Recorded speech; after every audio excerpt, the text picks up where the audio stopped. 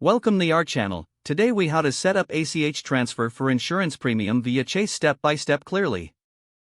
To set up an ACH transfer for your insurance premium via Chase, begin by logging into your Chase online banking account. On the main dashboard, locate and click on the Pay and Transfer tab. From the drop-down menu, select Pay Bills. Next, click on Add a Payee. In the search bar, type in the name of your insurance company and click Search. If your insurance company appears in the list, select it. If not, click on Add a new payee and input your insurance company's details. Make sure to include the payment address and your account number with the insurance provider. Once you have entered the information, click Save. Now, return to the Pay Bills section. Select the insurance payee you just added from your payee list. Enter the amount you wish to pay for your insurance premium. Choose the date you would like the payment to be sent. Make sure to select Recurring Payment if you want to set it up for future payments. Review all the payment details to ensure everything is correct. When ready, click Submit to finalize the payment setup. You should receive a confirmation message indicating your ACH transfer has been scheduled.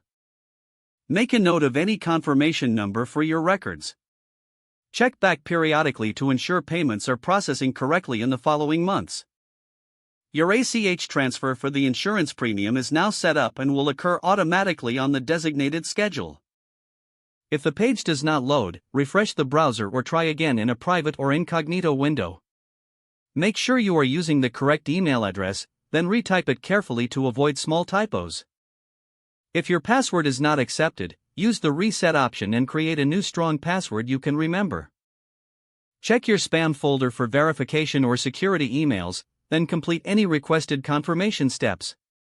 Enable two-factor authentication if available to improve account security and reduce unauthorized access risk. After signing in, review your profile details so your contact information and settings are accurate and current. If you see an error message, note it down and try again after restarting your device and internet connection. Log out when you finish, especially on shared devices, to keep your account and payment information secure. If the page does not load, refresh the browser or try again in a private or incognito window. Make sure you are using the correct email address, then retype it carefully to avoid small typos. If your password is not accepted, use the reset option and create a new strong password you can remember. Check your spam folder for verification or security emails, then complete any requested confirmations. Don't forget to like this video and subscribe to our channel